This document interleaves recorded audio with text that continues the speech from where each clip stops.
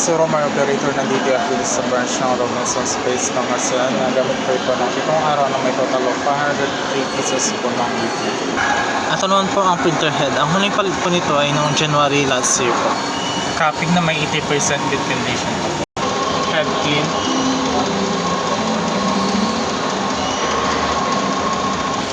Nozzle test.